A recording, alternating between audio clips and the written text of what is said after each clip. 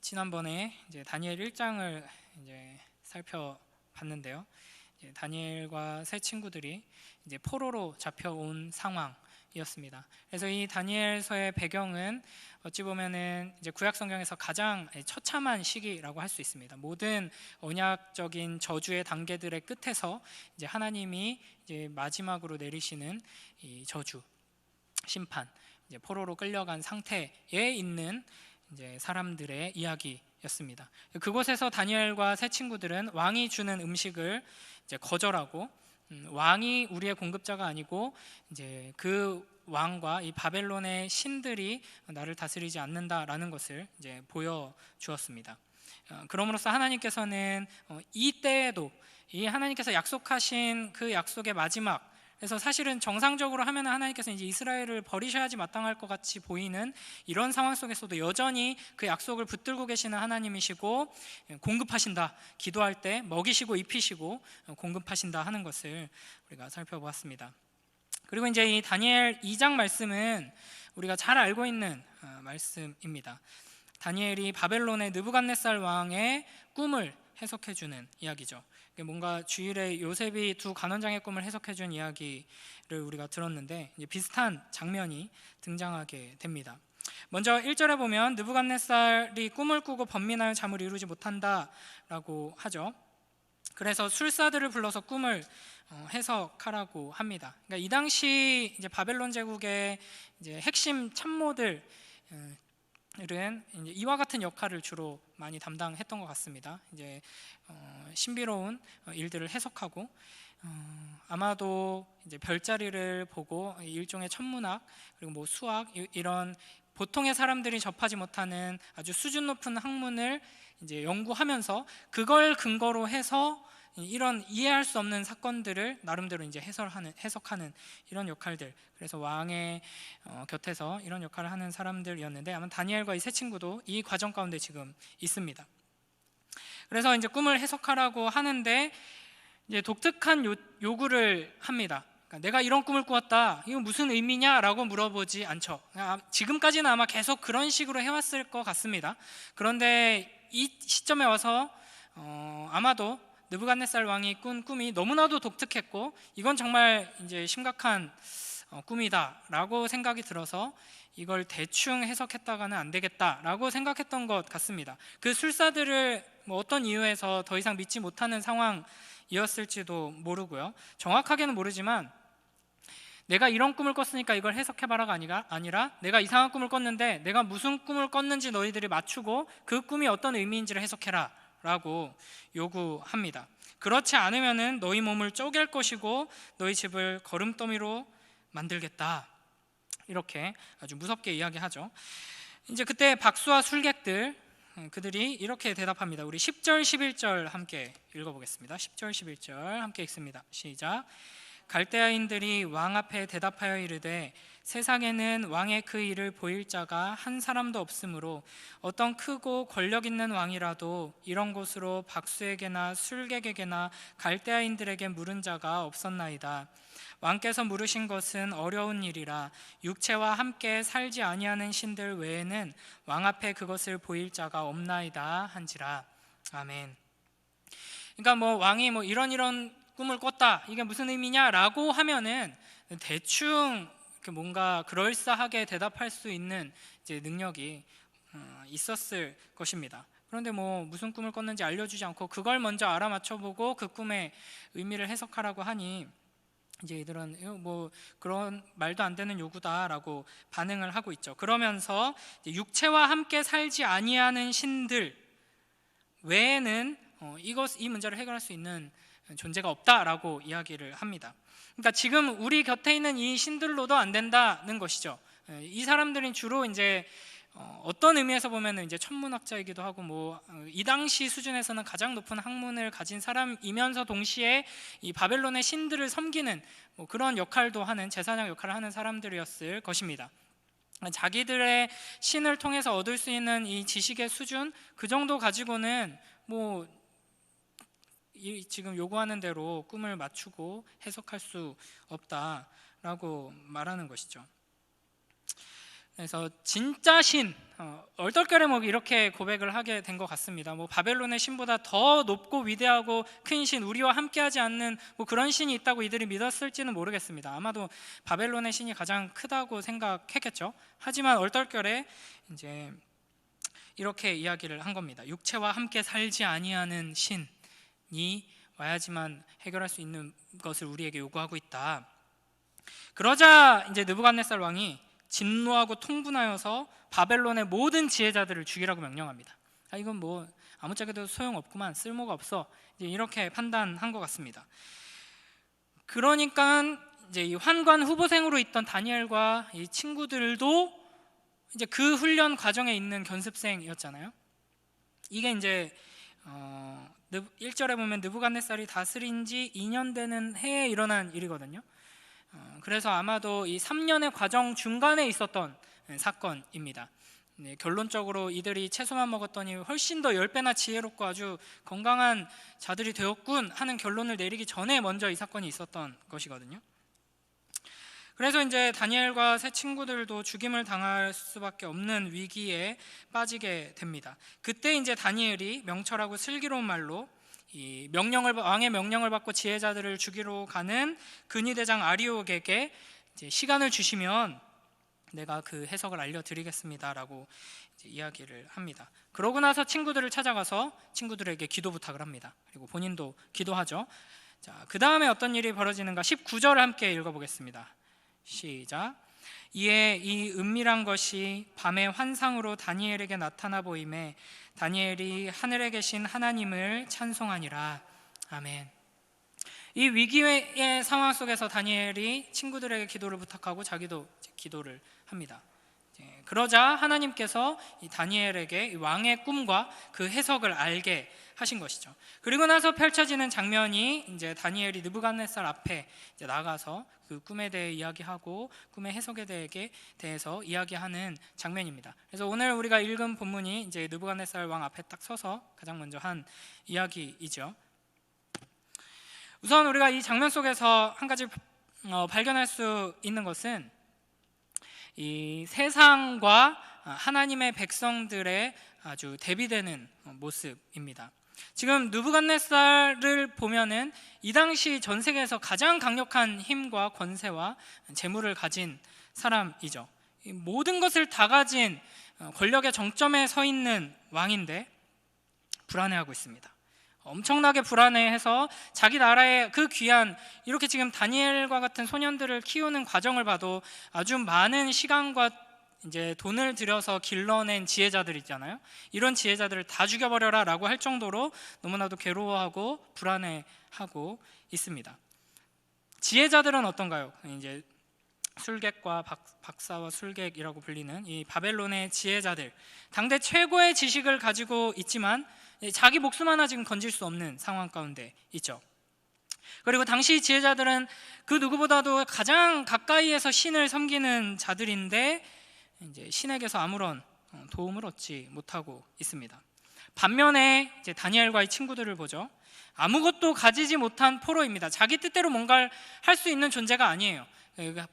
가르치는 대로 배워야 하고 끌려갈 수밖에 없는 상황입니다. 그래서 자기가 할 수 있는 한 이제 최소한의 소극적인 저항으로 왕이 우리에게 주는 이 선물들을 우리는 받지 않겠다라고 거부하면서 지금 버티고 있는 상황인 거거든요. 이제 포로로 끌려와 있고 이제 거세당한 환관으로서 교육받는 비참한 처지 가운데 왕이 주는 좋은 음식조차도 거부하고 그것도 먹지 못하는 이런 이제 소년들, 이제 청년들이 있습니다. 그런데 전능하신 하나님을 섬기면서 그 전능하신 하나님께 질문하고 답을 얻고 있는 모습을 우리는 발견하게 됩니다. 이 세상에서는 돈이 신이고 뭐 학벌, 스펙 뭐 이런 것들이 권력이고 힘이죠. 하지만 이 땅에서, 이 세상에서 아무리 큰 힘을, 권력을, 재물을 가지고 있어도, 그 능력을 가지고 있어도 자기가 섬기는 그 돈이라는, 학벌이라는, 지혜라는 신에게 물어볼 수 없다 하는 것입니다. 그러니까 우리가 이 세상에서 많은 것들을 가지고 사는 사람들을 보면은 부럽죠. 엄청 많은 것들을 소유하고 이제 자기가 원하는 것을 마음껏 누리며 살아가는 사람들 보면은 부럽고, 권력의 정점에 있는 사람들 보면은 대단해 보이고 합니다. 그래서 그런 사람들 보면 아무런 걱정 없을 것 같고, 나도 저렇게 되고 싶다 이렇게 생각하고, 또 많은 사람들이, 특히 젊은이들이 그런 사람들처럼 되는 것을 삶의 목표로 삼고 달려 나갑니다. 그러나 문제는 거기에 이제 행복이 없다 하는 것이죠. 그냥 이제 우리가 도저히 이제 그런 걸 가질 수 없는 처지니까, 뭐 몇백억 하는 집에 살면서 몇십억 하는 차를 몰고, 뭐 몇억 하는 이제 시계를 차고, 그렇게 돈을 써도 돈이 남으니까, 이제 제가 최근에 어떤 기사 보고 깜짝 놀랐는데, 이제 온라인 게임, 뭐 리니지 뭐 이런 온라인 게임 있잖아요. 모바일로 하고 컴퓨터로 하고 하는 게임에 이제 현금으로 결제를 하는데 많이 하는 사람들이 몇백억을 한다 그러더라고요. 그 몇 억씩 하는 거는 이제 많이 하는 게 아니다. 그 정도로 이제 도대체 정신 나간 사람들이 많나, 왜 이렇게 많나 하는데, 정신 나간 사람들이 많기도 하고요. 또 동시에 돈을 아무리 써도 돈이 남아도는 사람도 이 세상에 너무 많은 겁니다. 너무 부럽죠. 너에게 그런 삶을 허락하겠다라고 하면은 이제 거부할 사람이 누가 있겠습니까? 다 그런 삶을 부러워하고 동경하고 그런 삶을 살고 싶어 하죠. 그러나 결코 그들이 아무리 많은 돈을 가지고 있다고 하더라도, 많은 지혜와 많은 권력을 가지고 있다고 하더라도, 그들이 그렇게 사랑하고 섬기고 있는 그 신들이 그들의 질문에 대답해주지 못한다 하는 것입니다. 결국에는 가장 중요한 질문들을 우리는 삶 속에서 던질 수밖에 없거든요. 뭐 궁극적으로 무엇이 가장 가치 있는 인생인가? 뭐 연예인들이 막 많은 자기가 목표했던 바를 이루고, 뭐 대상을 타고 인기를 누리고, 그러다가도 막 우울증에 빠지고 공황장애가 오고 뭐 자살을 하고 하는 것들, 결국에는 이 질문에 대한 답을 얻지 못했기 때문입니다. 진짜 행복이 뭔가? 진짜 진정한 가치가 뭔가? 영원히 사라지지 않는 가치는 있는 것인가? 참된, 그러니까 뭐 그런 걸 이뤄도 만족을 느끼지 못하거든요. 핸드폰 안에 있는 칼 하나에 1억 5천만 원 결제해가지고 그 칼 얻어도 잠깐 기쁘다가 또 부족해요. 5억짜리 칼을 더 갖고 싶고, 뭐 이런 거죠. 진정한 변하지 않는 영원한 가치는 어디 있는가? 영원한 행복은 어디 있는가? 영원한 기쁨은 어디서 얻을 수 있는가?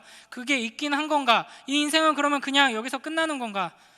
영원한 생명이란 있는 것인가? 이 질문에 이 세상의 신들은 아무런 대답을 해주지 못합니다. 그래서 답을 얻지 못하고 불안해하고 흔들리고 분노하게 되는 것입니다. 그러나 우리는 다르죠. 한쪽은 질문하지 못하고 답을 얻지 못하는 그런 신들을 섬기고 있지만, 우리는 기도할 때 응답해 주시는 여호와 하나님을 섬기는 이들이다 라는 것입니다. 이 다니엘서가 이것을 우리에게 강력하게 외치고 있습니다. 이제 좀 넘기셔서 25절부터 보면은 이 근위대장 아리옥이 다니엘을 데리고 왕 앞에 섭니다. 그리고 31절부터 35절에서 이 다니엘이 왕의 꿈에 대해서 이야기합니다. 우리가 뭐 잘 아실 겁니다. 신상에 대한 꿈을 꾸죠. 그래서 머리는 순금으로 돼 있고, 가슴과 두 팔은 은으로 돼 있습니다. 배와 넓적다리는 노스로 돼 있고, 종아리는 쇠, 그리고 발 부분은 이제 쇠와 진흙이 이제 섞인 형태로 돼 있습니다. 이런 이상한 구조를 가진 신상을 꿈속에서 보게 되는데, 갑자기 손대지 아니한 돌이 어디서 나와서 이 신상의 쇠와 진흙으로 되어 있는 발 부분을 칩니다. 그리고 부셔뜨리죠. 근데 그냥 그 발 부분만 부서지는 게 아니라 이 신상 전체가 완전히 부서져서 이제 흩어져 버립니다. 이제 이 꿈이 보여주는 바가 바로 이겁니다. 이들이 얼마나 기초가 튼튼하지 못한가, 연약한가, 이 세상이 얼마나 불안하고 약한가 하는 것을 잘 보여주죠. 그리고 36절부터 보면 이 꿈에 대해서 해석을 이야기해 줍니다. 금으로 된 머리는 당신이다 이 바벨론 왕 느부갓네살이 바로 이 금으로 된 머리를 상징합니다. 그러면 그 다음에 이제 은으로 된 가슴과 두 팔은 무엇이냐? 그 다음에 세워질 나라이다. 그리고 그 밑에 이제 노수로 된 부분이 나오죠. 거기는 이제 세 번째로 또 일어날 나라이다. 그리고 맨 밑에 쇠로 된 부분은 그 다음에 네 번째로 나타날 나라이다. 그러니까 앞으로 어떤 역사가 이루어질 것인가를 이제 느부갓네살이 꿈을 통해 본 것이라고 해석을 해주고 있는 것이죠. 그리고 실제로 이 예언대로, 이 꿈대로 인류의 역사가 진행됩니다. 그래서 이 예언이 너무나도 정확하게 맞으니까 설마 이 고대 바벨론 시대에 진짜 바벨론 왕이 이런 꿈을 꾸고 그 꿈을 다니엘이라는 사람이 해석을 해줘서 그걸 성경에 이렇게 기록해 놨는데 이게 1000년이 지나면서 이대로 이루어졌다고?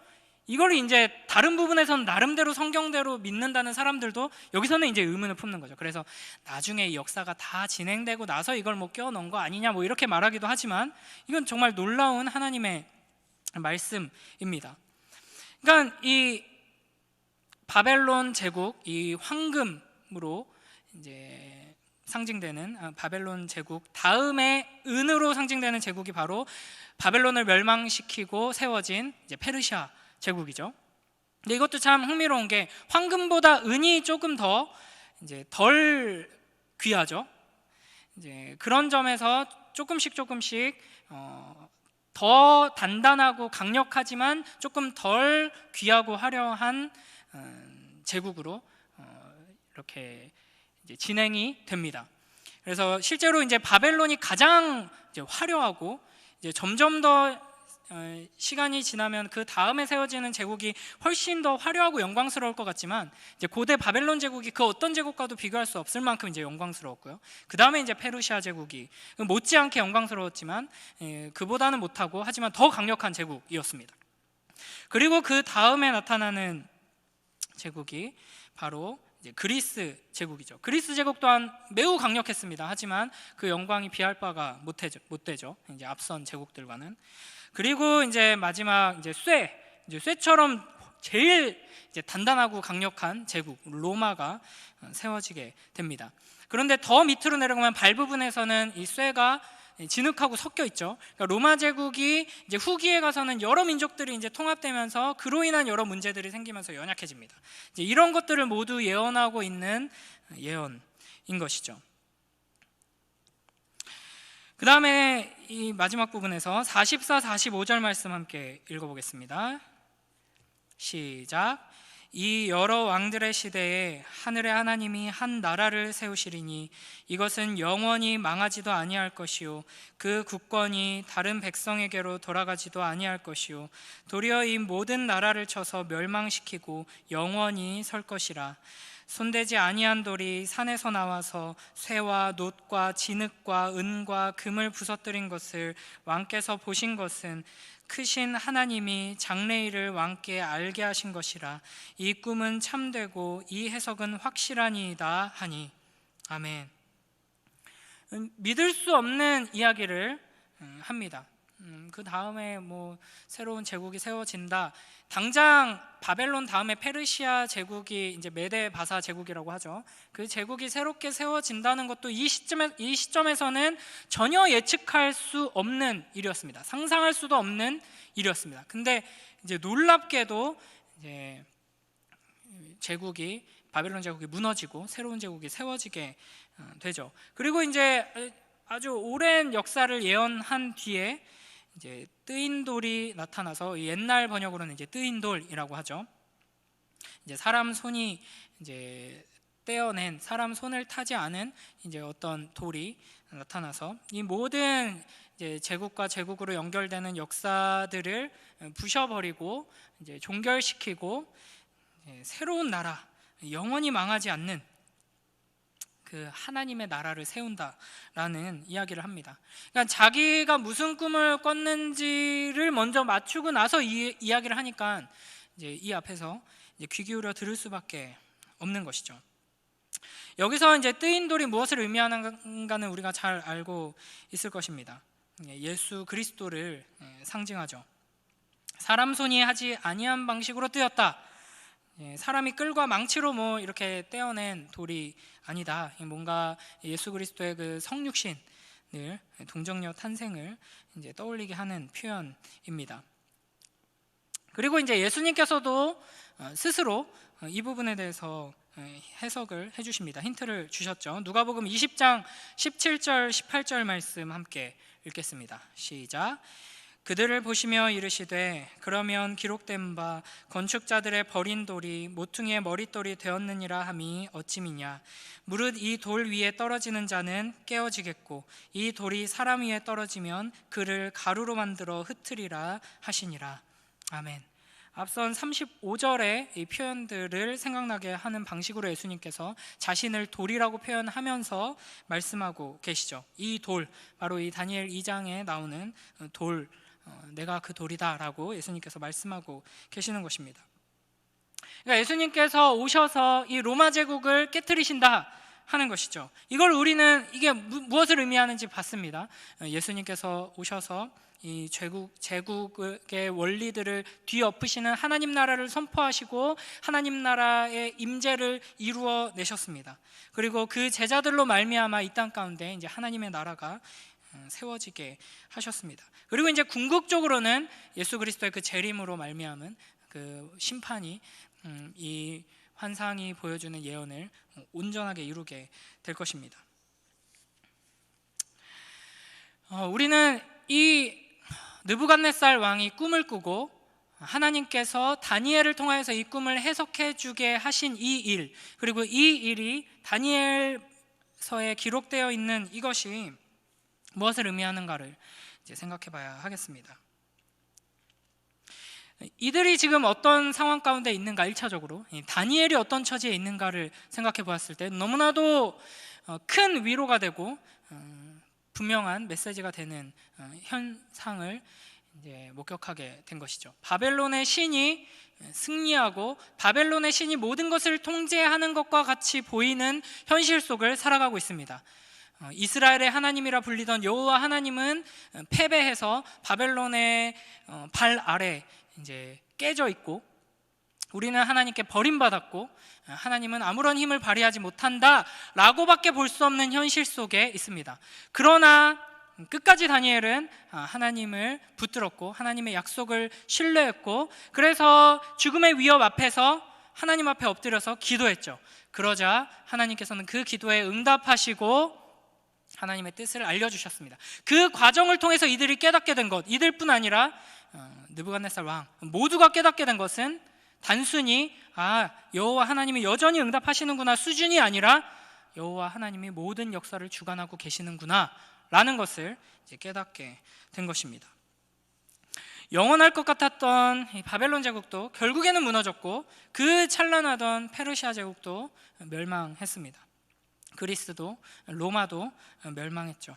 그리고 그 모든 제국들을 깨트리시고 하나님의 나라를 이루시는 예수 그리스도가 바로 역사의 주관자다라는 것을 이 환상은 우리에게 분명히 보여주고 있는 것입니다. 우리는 이 세상에서 사는 동안 다니엘과 같이 이제 두 이름으로 살아갈 수밖에 없는 자들입니다. 다니엘이 왕 앞에 섰을 때 왕이 이제 26절에 이렇게 표현하죠. 왕이 대답하여 벨드사살이라 이름한 다니엘에게 이르되, 이들은 두 이름을 가지고 살아가야 하는 자들입니다. 우리가 나는 하나님의 자녀다, 막 확고한 믿음을 가지고 하나님의 자녀로 살겠다라고 한다고 해서 이렇게 신앙으로만 모든 것을 살아갈 수 있지 않습니다. 우리는 이 세상 속에서 살아가기 때문에 어쩔 수 없이 주님이 오시는 그날까지 두 이름을 가지고 살아갈 수밖에 없는 존재입니다. 그리고 우리가 살아가는 우리의 삶은, 우리의 현실은 마치 바벨론과 같습니다. 하나님이 통치하신다, 하나님이 다스리신다, 여호와 하나님께서 왕이시다, 예수 그리스도께서 우리를 주관하신다 라고 우리는 믿음으로 고백하지만 실제로 그렇게 보여지는 일들은 아주 드물죠. 그런 일을 삶 속에서 풍성히 경험하는 사람들은 여기저기 교회 돌아다니면서 간증하고 다니고, 이제 기독교 TV에 나오면서 간증하고 다니고, 그 간증을 찾아서 듣는 우리들의 삶 속에서는 그런 일들이 잘 일어나지 않습니다. 우리의 삶을 볼 때는 돈이 가 맞지. 돈이 최고라고 친구들이 말하는데 야 무슨 소리야, 돈이 무슨 최고야, 이렇게 말하면은 정신 나간 사람 취급받죠. 야 좋은 학교 가야지, 좋은 데 취직해야지, 뭐 돈 좀 모아야지, 뭐 부동산 투기 해야지. 안 하면 바보죠.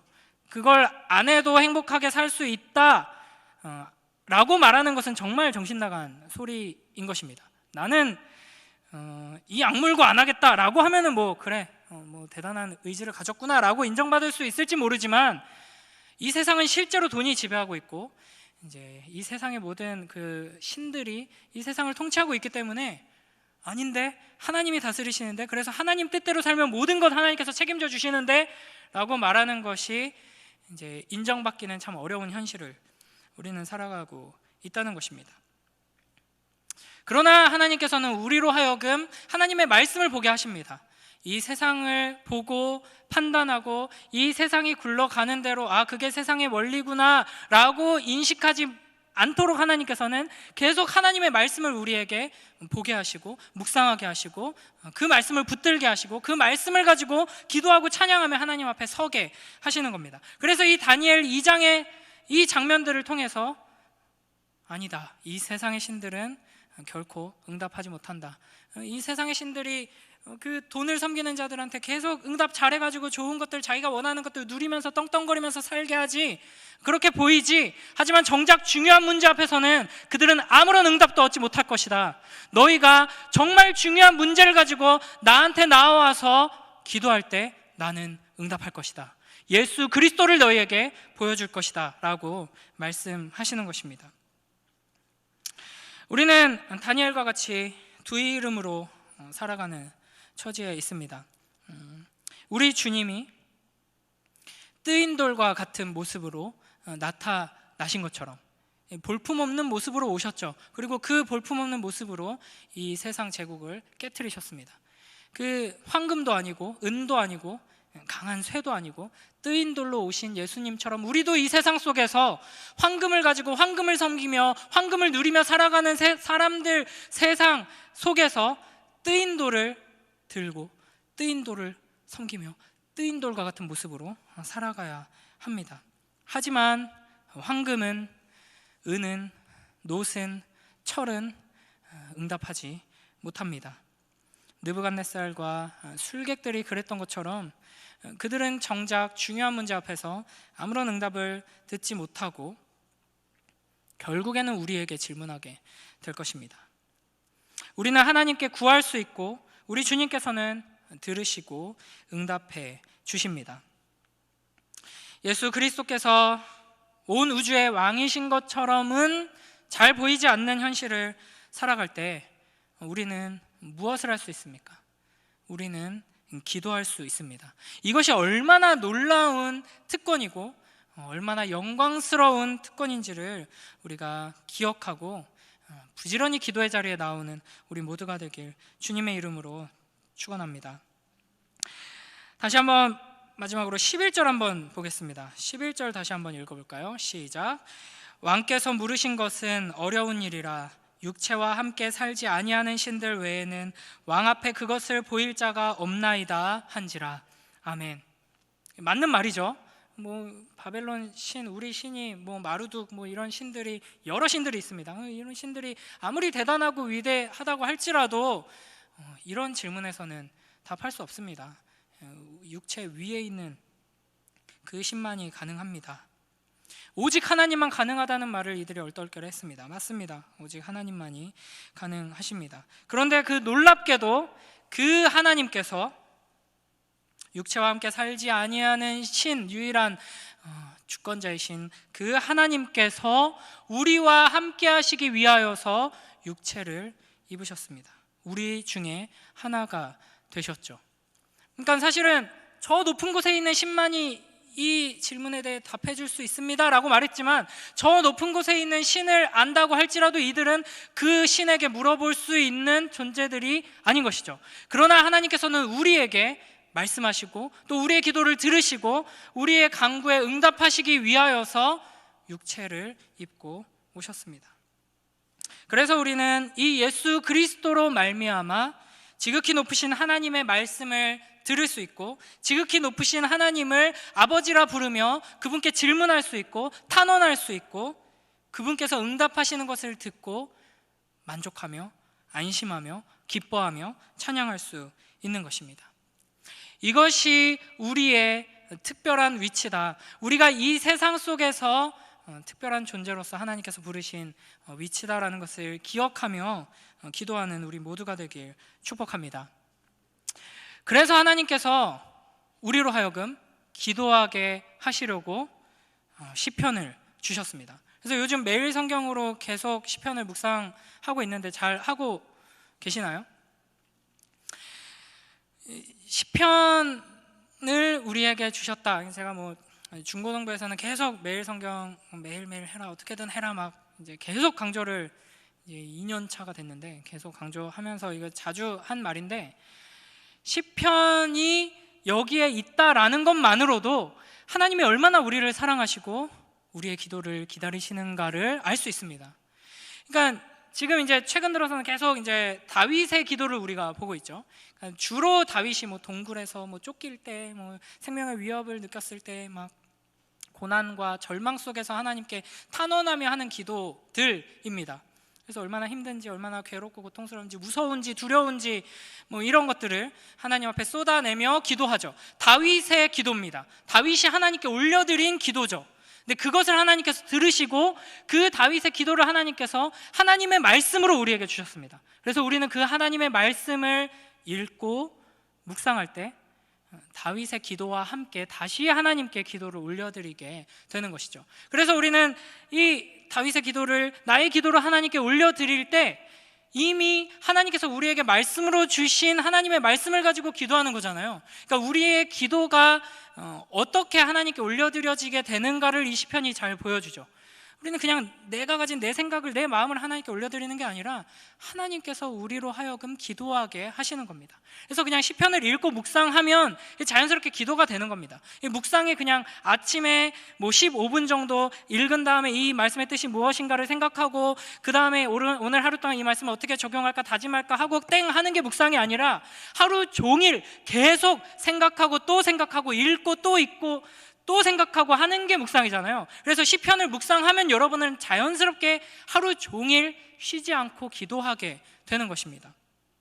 그리고 이 시편들을 계속 여러분 살펴보시면은 다윗의 솔직한 심정들, 그리고 그 솔직한 상황을 아름답게 표현하는 막 원수들을 향해서 이렇게 그 햇볕 가운데서 기어가다가 말라 죽는 달팽이처럼 되게 해주시옵소서 막 이렇게 말하기도 하고, 내 눈물을 병에 다 모아두시는 걸 알고 있습니다 이렇게 고백하기도 하고 아름답게 고백하기도 하죠. 그러나 이제 우리가 시편을 계속 묵상하고 이 시편을 통해서 묵상하면서 기도하면서 하나님 앞에 서게 되면 발견하게 되는 게 뭐냐면, 이 시편의 중심에는 하나님이 어떤 분이신가가 있다는 것입니다. 그래서 단순히 내 마음을 위로해주는 아름다운 표현들로 내가 어떻다라는 것을 말하는 게 아니라, 시편은 하나님이 어떤 분이시다, 하나님이 나에게 어떤 일을 행하셨고 어떤 약속을 하셨고 하나님은 이런 분이십니다 라는 고백으로 나아가게 되죠. 그런 고백을 붙들기 때문에, 그러니까 결국에는 하나님 제가 이렇게 힘들어요 라고 하면서 하나님께 기도하죠. 그러면서 하나님을 바라보니까 하나님이 어떤 분이신지가 보이죠. 그래서 하나님이 이런 분이시잖아요 라고 고백하고 탄원하죠. 그러다가 보니까 하나님이 정말 우리가 앞서 찬양했듯이 신실하신 하나님이시구나 라는 것을 다시 한번 깨닫게 되고, 그것을 붙들게 되니까 지금 내 현실은 전혀 변화가 없음에도 불구하고 기뻐하며 찬양하게 되는 것입니다. 우리가 이 시편을 잘 활용하여서, 하나님께서 우리에게 무기로 주신 이 시편을 잘 활용하여서 매일매일의 삶 속에서 하나님 앞에 풍성한 기도로 주님을 붙들고 의지하여 주님과 함께 동행하는 우리 모두가 되길 축복합니다. 이 시편의 묵상과 기도 안에서 이 세상 가운데, 나의 인생 가운데 참된 주권자 되신, 통치자 되신 여호와 하나님을 만나고 또 붙들고 함께 동행하는 우리 모두가 되길 주님의 이름으로 축복합니다.